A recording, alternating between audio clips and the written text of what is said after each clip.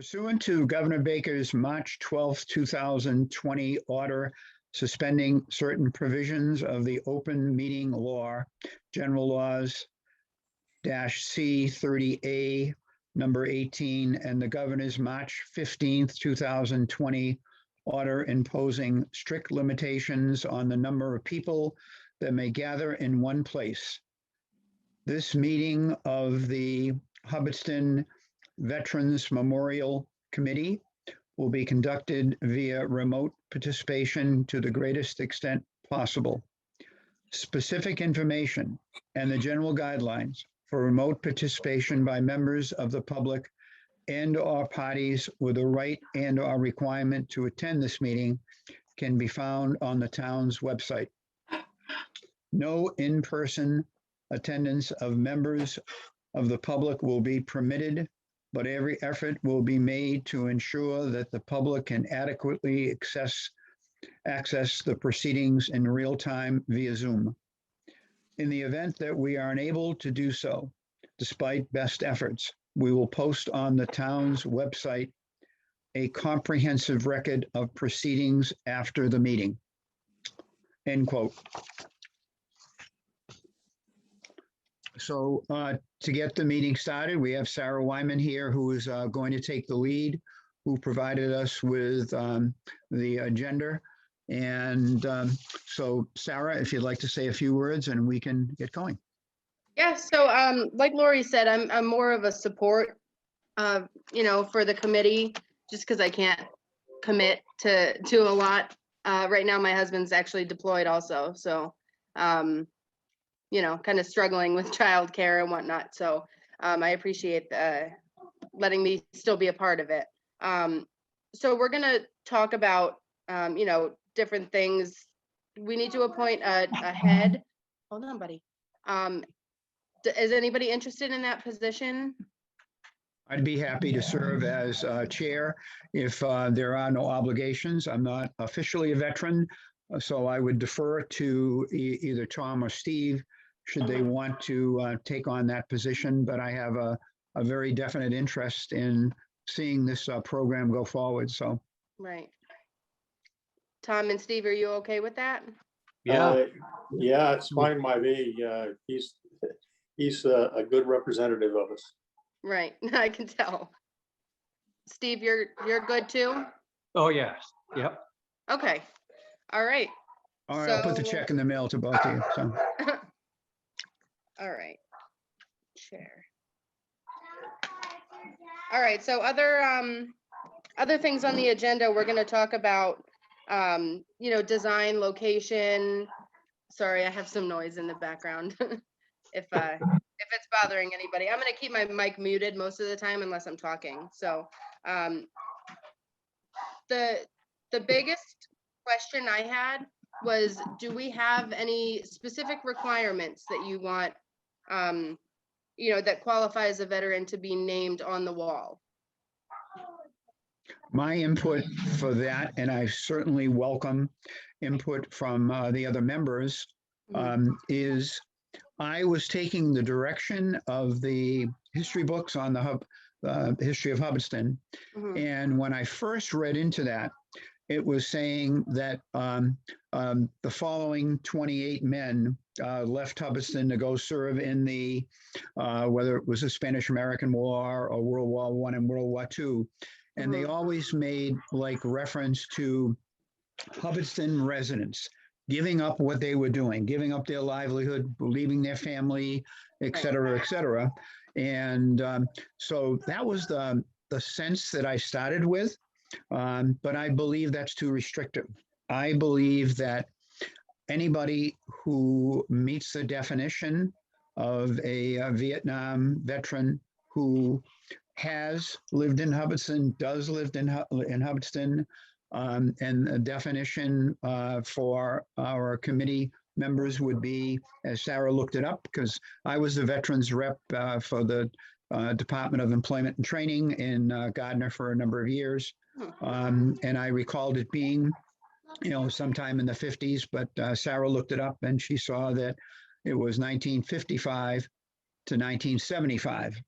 And so my input on that and would be that anybody who lived in Hubbardston or now lives in Hubbardston that served honorably in the service of our country would be eligible for inclusion on the memorial. But I'm certainly interested in hearing any other input. Does anybody have anything to add to that? I mean, I agree. I think home of record is very vague. You know, honorably discharged is typically a requirement. Well, Anybody have? I would like to see the veterans that were in Hubbardston during that time of the war on the memorial. I've got, just off the top of my head, there's 35 names that I came up with. Oh, good. Yeah. There was 14 of us that served in Vietnam. There were 10 that were active duty, and there were 6 that were in National Guard or reserves. I would like to see the ones that were in Hubbardston during the time of the war. So serve during that period, not during that necessarily period. Right, in country. right. Yeah, they don't have to be in country, but if Right. if they're gonna put the names down, I would like to see it separated. You know, so along with the person's name, have a asterisk, which would show that they were in country. Okay. Or some kind of indicator or something. Yeah. Okay. Right. So like I said, there were 14 of us that served over there, and there's 1, 2, 3, 4 of them that have already died. Oh, boy. Okay. So, Well, and I do have a database that it creates rosters when you can search for, you know, veterans by town and by era that they served. And Yeah. I pulled Vietnam from Hubbardston, and you know, it was a significant amount. I well, want to say, especially considering that back then, I think the total population was only 1,400. It was, Right. Steve. Yeah. Mhm. And, you know, to have 35 people serving during that time, I thought Right. that's very significant. And there were quite a few sets of brothers, and then there were brother and sisters, brother and sister that served. right. So, And Steve, do you know of anybody from Hubbardston that was KIA? nobody was, no. Thank The God. only, Okay. Larry Schindler was wounded over there. He was the only one that I know of that was wounded over there.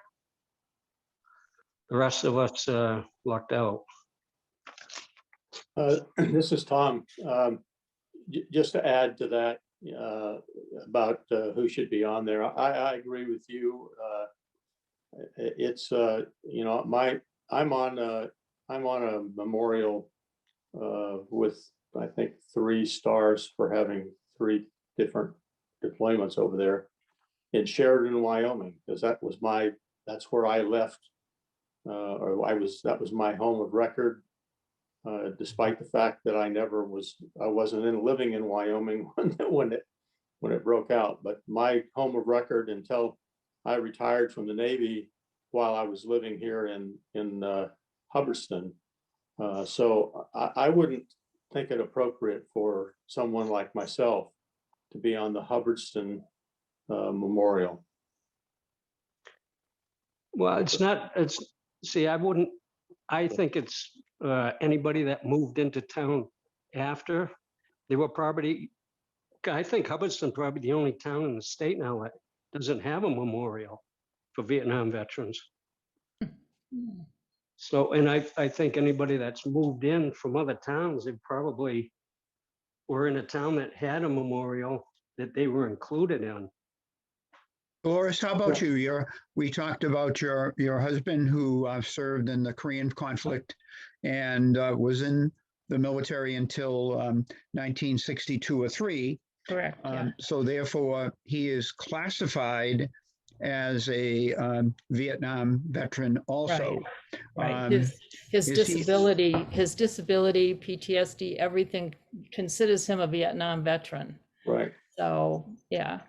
And what city or town was he living in when he joined up? Berwick, Maine. Berwick, Maine. Okay. Yeah. But you guys moved into town when? Well, let's see, 1968, I believe, 68, 69, but he was, out of the Okay. service, and we were married in 67, so, but we've Mhm. been living here since the 60s and then moved away for a while and came back, so. And is there do you acknowledge, is there a memorial in the town in Maine that has his name on it? Oh, absolutely not. No, Okay. no. So how do we become inclusive, for a veteran who served our country during the time frame, is classified as a Vietnam vet? Steve brought up a point that perhaps they can be incorporated, but as part of a separate list. Steve, give me some more feedback on that. As far as what, Bill? Well, how would we exclude someone? Who was the lady that was just saying her husband, they moved into town in 68? This is Dolores Ordway, Yeah. and she has If participated. They were living in town during the Vietnam War. That's Yeah, correct. It Mhm. should be on the Right. memorial. Okay. Okay, good. Yeah. Good. Okay. My opinion, I think he should. Okay, that's good. That's the opinion that I share also. So I would agree. should we, thank you, Tom. Should we come up with a definition? So what if a person that served in the Vietnam era and moved into town in 1990, can we assume that they're at least they're honored from the town that they enlisted from?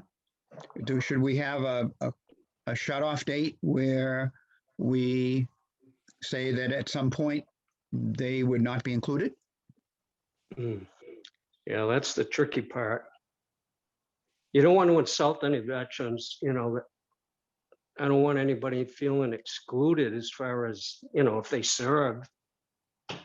I don't know, that's the tricky part.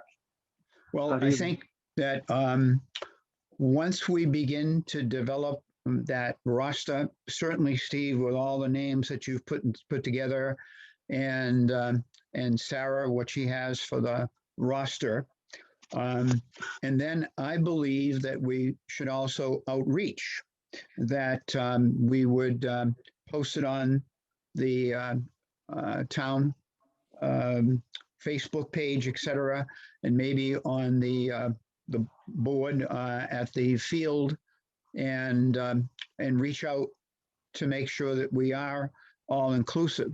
For example, in World War II, when I checked out all the memorials that we have in town, there are, let's see, World War II, there are 146 people who served, and I made a quick count of the memorial, and that had close to 130 names on it anyway. The history book said there were 146 that served. So I would like to be as inclusive as possible to honor these veterans, especially because we don't have to go into how they were treated when they got home, etc. But like you say, Steve, we don't want to insult anybody. Right. Okay. Right. Yeah, that's the last thing you want to do. So Sarah, from a standpoint of a veteran service officer, what's your take on that? No, I agree. I wouldn't want anybody being insulted. And I think if they've lived in the town for a number of years, they're Hubbardston residents, that's their home, and they should be honored, or remembered, or, so I think, do we have an idea of what the cutoff would be? Tom, what do you think? That's, it's hard to tell. I mean, I looked into this too, a bit, and contacted a number of my high school and college classmates who were in that war. And, you know, it's, some of them are on the ones in the towns that they now live in, which were not the towns that they joined up with, nor were they living in that town during the war. And others were treated the other way. And I think probably, you know, there's a, I mean, I'm a 3-tour born and bred Vietnam veteran, but I sometimes think that because of the treatment coming home, there's a lot of empathy, and we don't want to step across the wrong side of that, I think.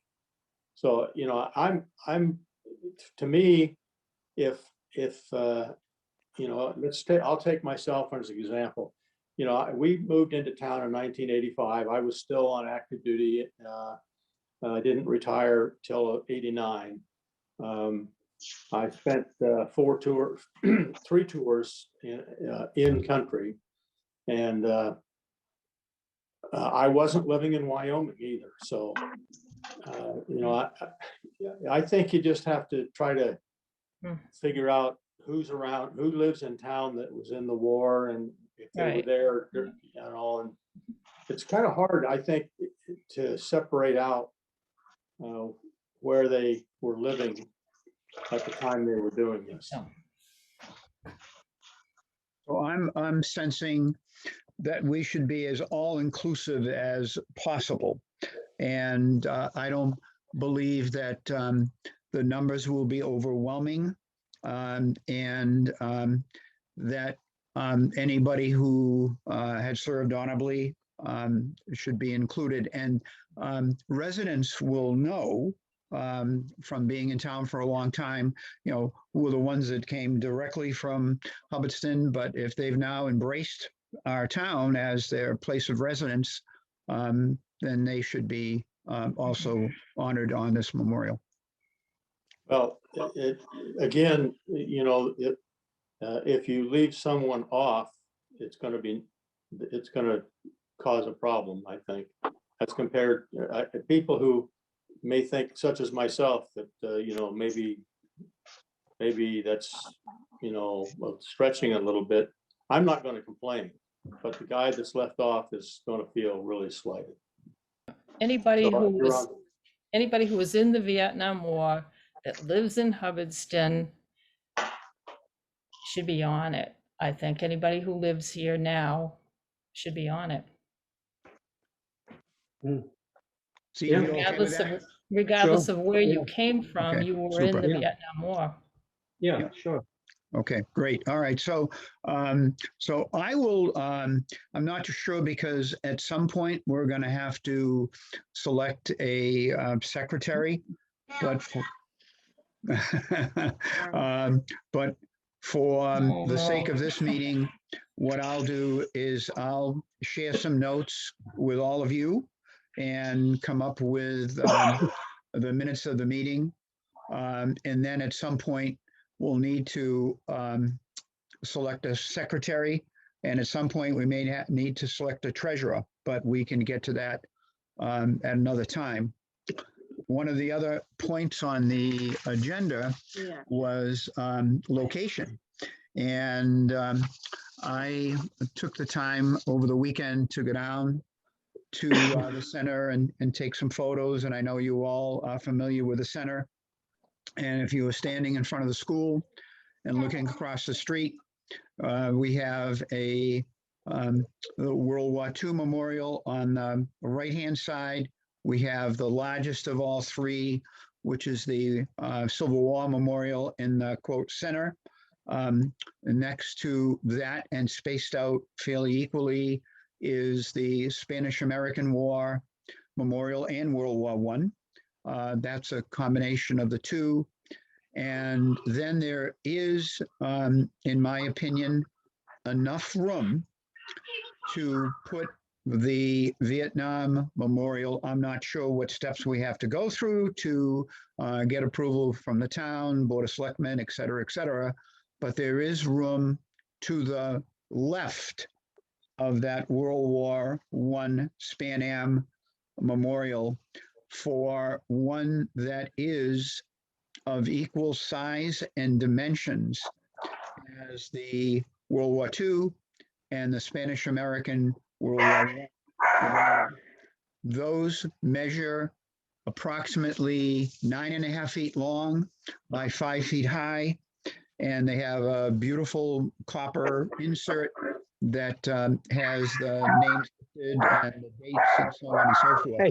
Hey, stop. So I think that that is a good potential spot. If we wanted to space them closer, there is room next to the Civil War monument that it could go in between that and the Spanish-American World War I monument. And then for those of you who know, across the street in front of the school is the World War II and the Korean War monument. So, but for those of you who have looked at monuments, what do you think? Do you think that the two that are there, the dimensions being the 5 feet high by 9.5 feet wide, are an appropriate size to strive for? Yeah, well, now that's the other thing. Is it gonna be a memorial with everybody's name on it, or is it gonna be like generic to all Vietnam veterans? It would be perhaps a combination of both. That is to make a statement honoring all veterans of the Vietnam conflict, but then it would definitely have that list of names that we're talking about. That's going to be essential to visibly recognize those who've served. Right, yeah. Yeah, that should be big enough, I would think. Tom? Yeah, I'm just sitting here. I mean, I've looked at them all many years now in town. Maybe it would be a good thing if we could find a day that we could meet up there and just take a look and see what, I think to be able to see that, we're sitting here at my table in the house. It's difficult to see how that was going to fit, but I think we're on the right track, and I don't know that we're close enough to being able to say where we want to put it, but I think it's a good thing that we're talking about it. Right, yeah. And I think that there's some benefit in making it have continuity with the other memorials. The one for the Civil War is the largest and tallest, and but I was absolutely astounded to find out that in the Civil War we had 44 died of wounds or illnesses.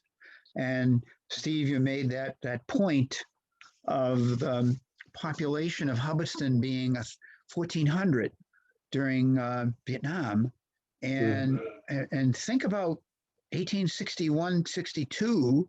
What was the population? I haven't looked back, but I'm thinking it couldn't be any bigger than what it was, and more likely it was less. And here we had 44 that died of wounds or illness. And of course, being a retired history teacher, I studied the Civil War and know that we had more casualties from illness that we did from battlefield casualties. But when I went from one side to another, the boys were involved in major battles, and we suffered immensely from that conflict. And so, that being a larger one, I think that's fine. I mean, and the Right. one for the Korean War is smaller in size, and it's directly in front of the school and an appropriate place for it.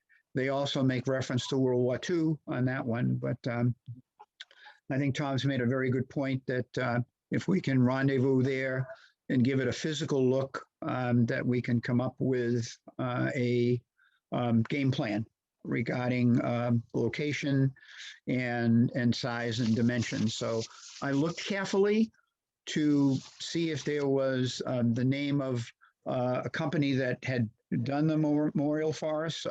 Sergeant's Memorial in Gardner has always been a very major company, but they're gone. So we are going to have to seek out someone else that will be able to, we can hire and get dimensions and prices and so on and so forth. So Sarah, Yes. do you know of any instances where there is funding available through the government, through the VA, through any source for a project such as this? I do. Actually, they just put it out recently. I want to say like within the last 3 weeks. There are now grants available specifically for memorials, either putting up new ones or fixing up old ones that, need repairs. And the state will match up to 20,000 toward, the projects. So I can get that process started and get the application in. Great. That'd be great, yeah.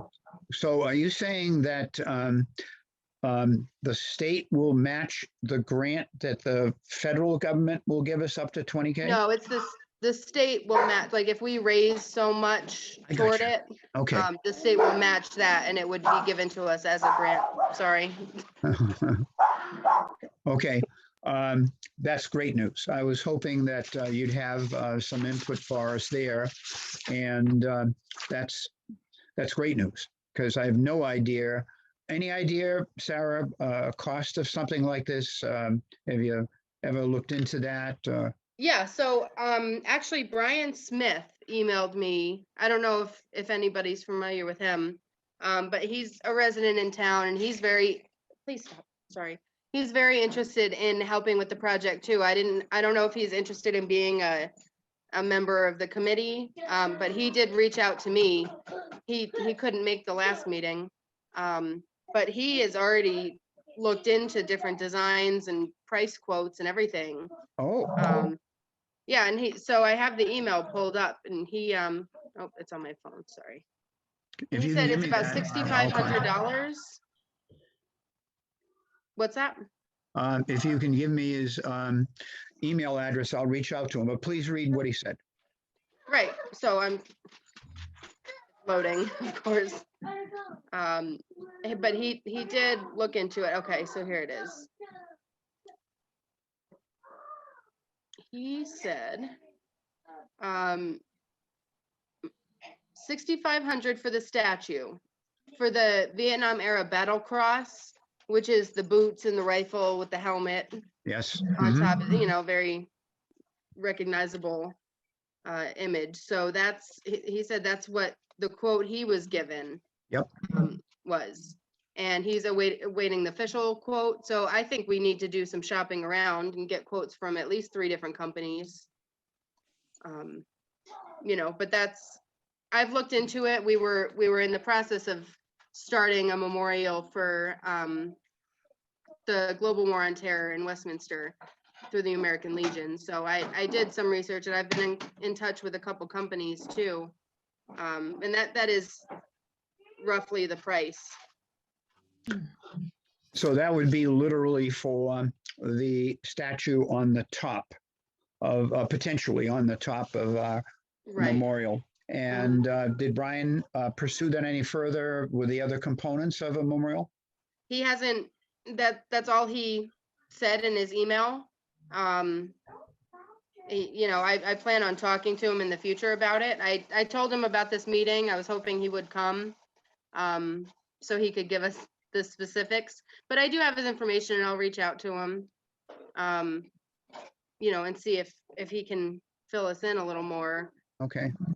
Would it be all right for you to give me his email address and I can reach out to him too? Yeah, of course.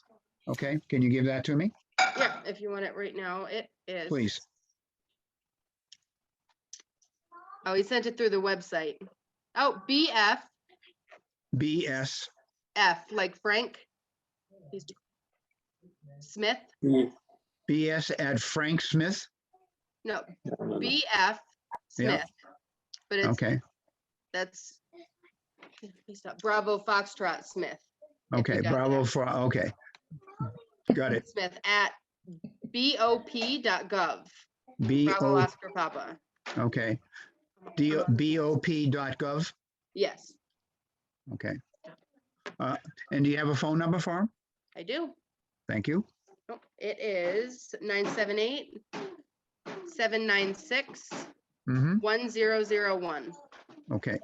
And do I have the board's permission to reach out to Brian and pursue him from a standpoint of not only him potentially becoming a member of the committee, but also to have him pursue pricing along with Sarah's assistance?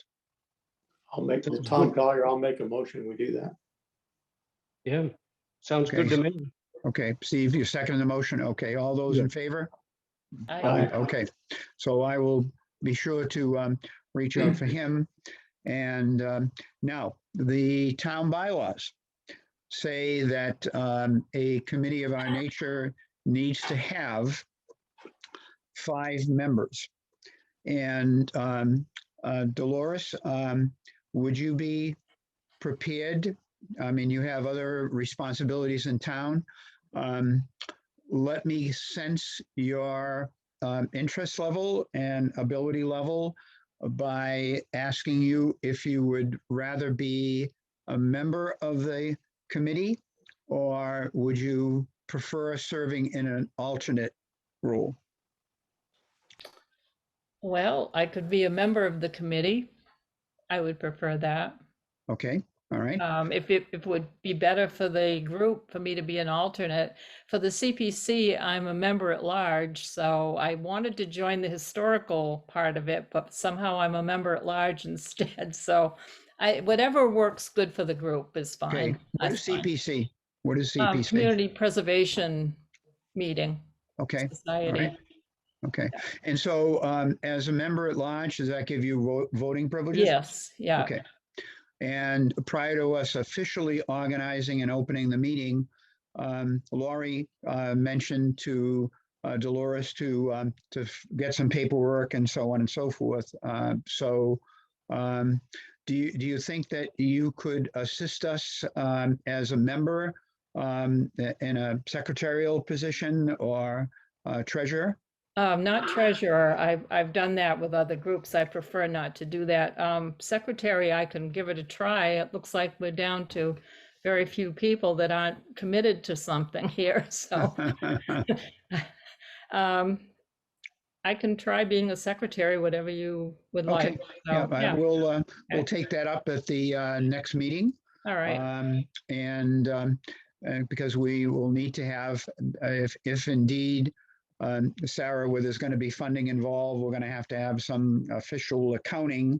I know Mhm. that with the Cultural Council that I chair, we have $5,700 in grants that we dispense in the course of the year, and about 5,700 hours worth of finances that have to be taken care of, and T's that are crossed and I's that are dotted, and so on and so forth. So it is a position with responsibility, and but we'll cross that bridge when we come to it.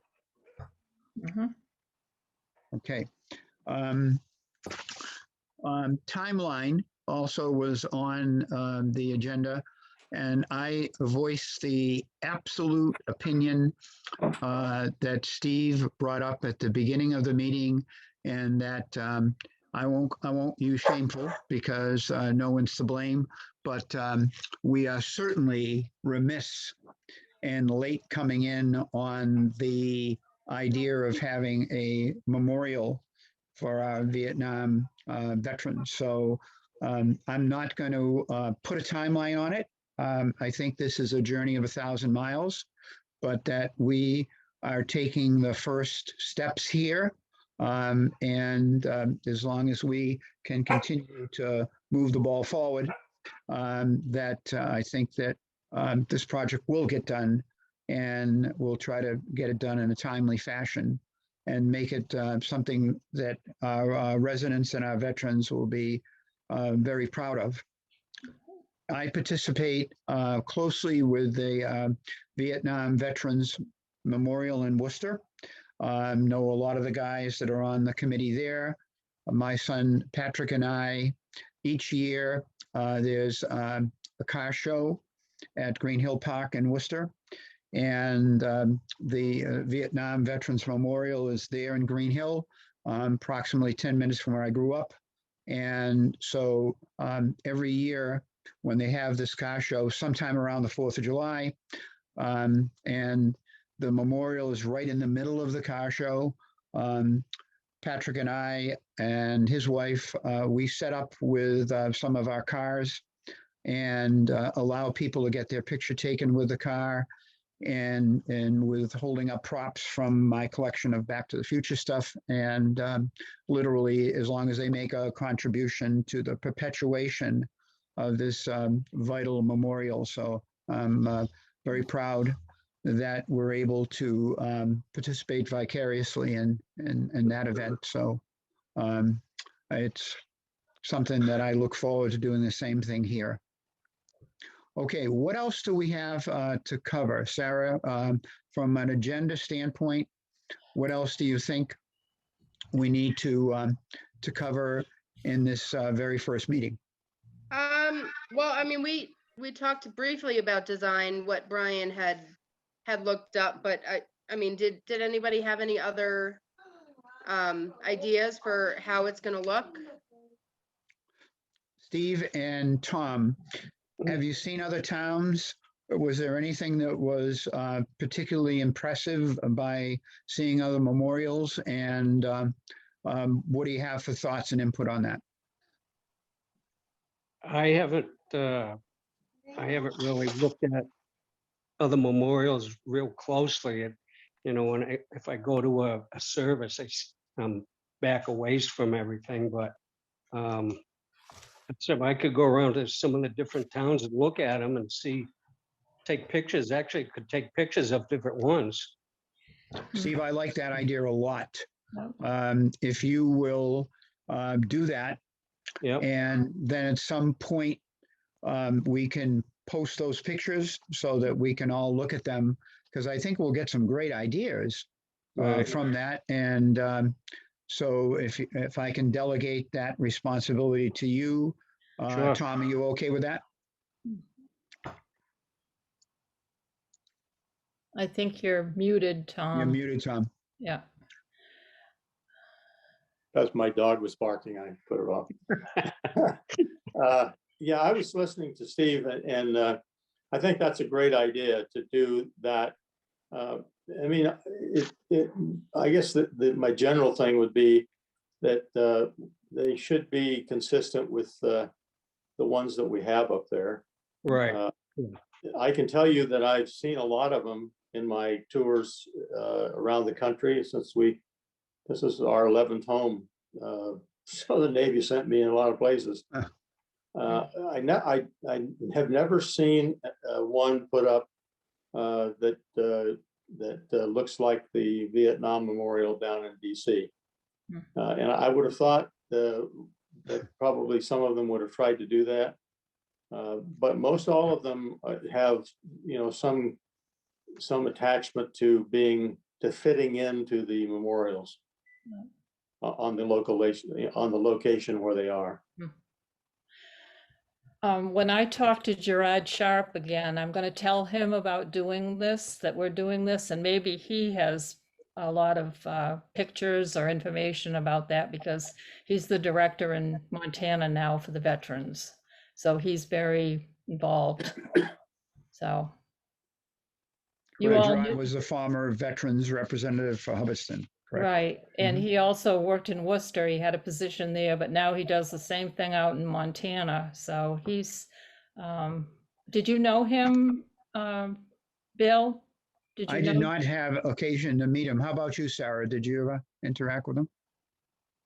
He left before I started, but I mean, Okay. I've talked to him on Facebook a few times. That's about Yeah, it, yeah. you know. Okay. So he would be very valuable with this. If he was around, he'd be belonging to this. So, So you might ask him if he has any photos of other right. memorials that he could send to you. Okay.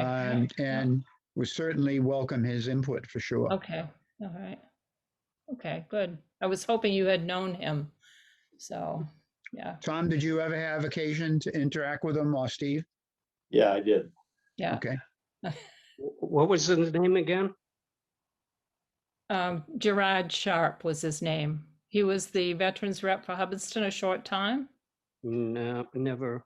I never met him. in Westminster. Yeah, he No. was in Afghanistan. He was an interesting person. So Good. If you'll follow up on that, Dolores, I will, yeah. that'd be helpful. Okay. Okay. Sarah, what else do you think we should cover in this very preliminary meeting? Do you have any other thoughts regarding? The only other thing that I had that I was gonna bring up was if anybody had ideas for raising funds, if there are any fundraisers like that the town likes to do, or if anybody already has anything in mind, because it all kind of revolves around the funds. So Mhm. How Well, about how about those GoFundMe sites? Are those anything that yeah, works? we could or definitely set one of those up. would that? Yeah, I mean, I noticed the other day that the house that burned completely to the ground, they had set one up, and I believe they had a $10,000 goal, and they've raised it now to, I think, 18 because within a week they made the 10 grand. So Mm. they do Laurie, work. that's Laurie Engel's home. And Yeah. she is a member of the Cultural Council, and she is our treasurer, as a matter of fact. Absolute wonderful lady, just totally devastated. But your facts and figures, Tom, are spot on. That's exactly what they did. They set a $10,000 goal, and that's been revised to 18. And this money is still trickling in. But Sarah, are you aware that other memorials may have used this as a funding source? Not that I know of, but I mean, I can look into specifics and see if it's something that, would meet the criteria of a GoFundMe. I know you can set them up for anything. Yeah. Yeah. So Sarah, would you look into that? It's a good way to reach out to other organizations that support memorials, and also that are militarily oriented. And you'd be surprised at what they do. I mean, I know in the years that I was chairman of the memorial committee here in town, it was pretty easy to get support and financial support from towns that had nothing to do with Hubbardston. right. So what would the goal be if I were to set one up? What the initial goal? If you can check back with Brian and Okay. see if he has any more prices, and or if there's a possibility of checking with other towns, Right. Sarah, and that have done this. And Sure. they probably did the same thing we're doing, had a committee. And if we can get a sense or an idea of two things. Number one, what it cost. And of course, that's going to change over time. Right. But also what they did, how they outreached in order to get some dough. So thank you. Appreciate that. So, and I, in the past, have used my vehicles that I have and set up, and we've been able to raise money, like I say, for the Vietnam Memorial in Worcester. And we also have done other events to raise money for the Michael J. Fox Foundation for Parkinson's research. We have a Team Fox for the Michael J. Fox Foundation, and been doing that since 2010. And we've raised close to $80,000 over the years, all of which went directly to the finding a cure for Parkinson's. So I've got cars and props that we can use that as a potential backup plan, and could have some kind of event around the fair. I think utilizing the events that are held in town, such as the field day and the fair, are a good way to raise visibility of something like that. And being set up at an event like that, and an inactive solicitation of donations is a viable way of reaching our goal. Sounds good. Yeah, Okay. sounds good. All right. Now, what else? I was thinking I definitely want to have lighting on it so that it would have, be visible at night. And I definitely want, there's one thing that's always I have in my mind, and it's a two-word quote.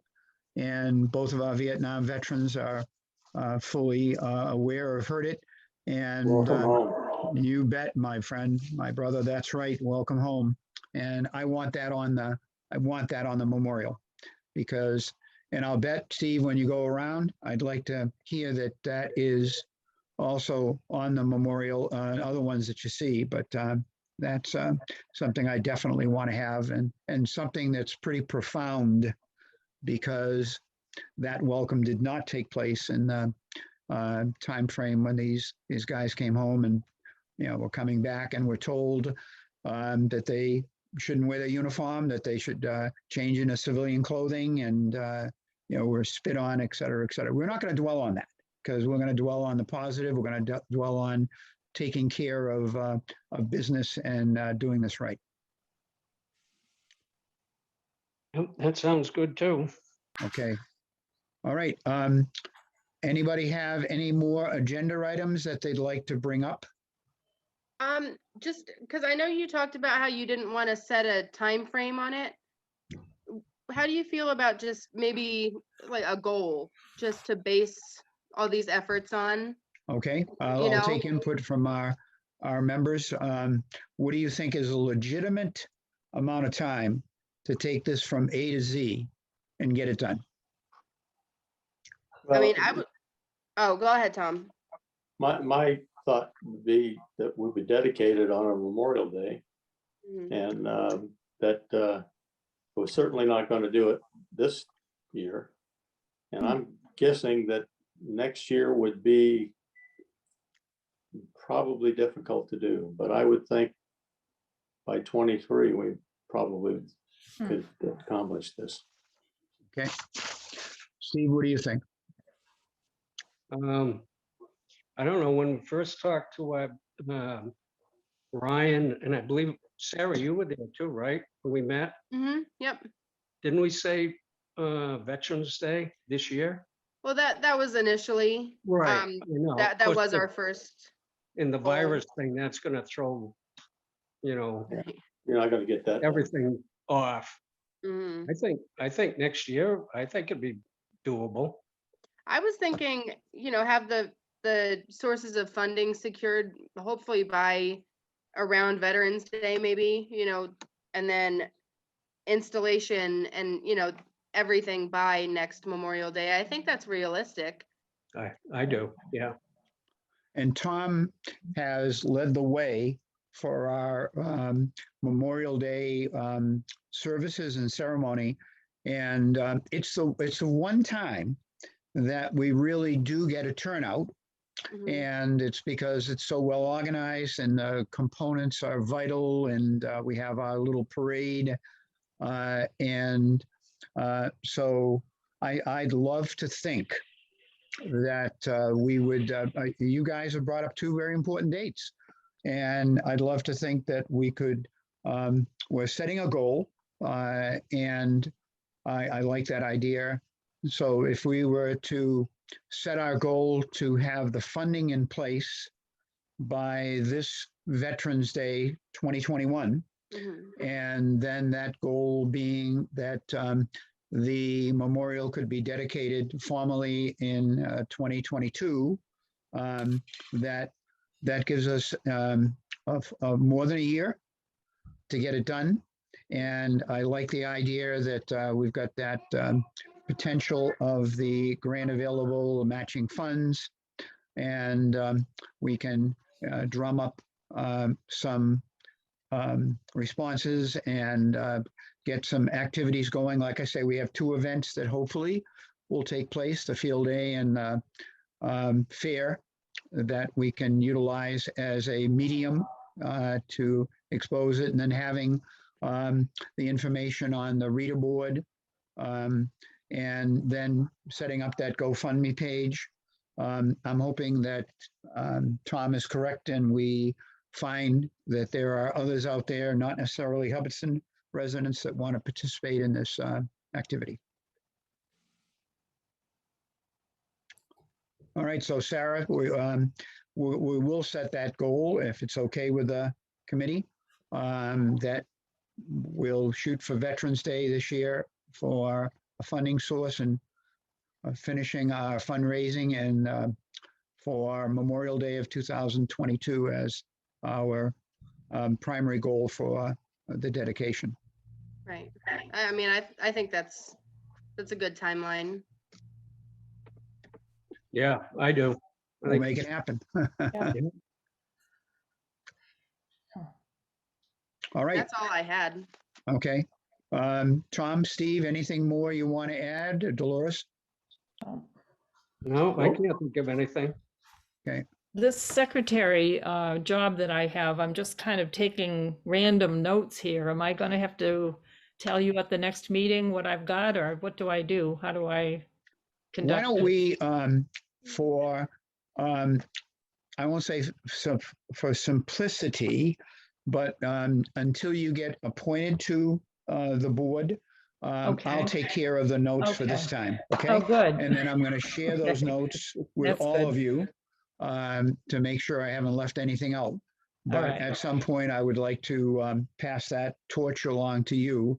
You know, it's a sort of a template, beginning, end, who's in attendance, and then mine will be informal, but we do know this is an open meeting.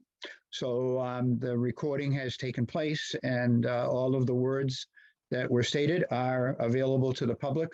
And the minutes of the meeting are simply a reiteration of that. And at the next meeting, I'll take the responsibility of setting up that, and I'll make sure that the town officers are aware of it. And in between time, we've got Steve going around and taking some photos. We've got Dolores that's going to reach out to Gerard Sharp. We've got Sarah, who's going to be checking into a lot of things, including the GoFundMe. So we'll certainly have a sum and substance to have another meeting, I would say, within 2 or 3 weeks. Well, how does that sound to you folks? That's fine. Sounds good to me. Great. Yeah. All right. Okay. With that in mind, I'll make a motion to adjourn the meeting. I'll second it. Okay, all those in favor? Okay, Aye. okay, excellent. Okay,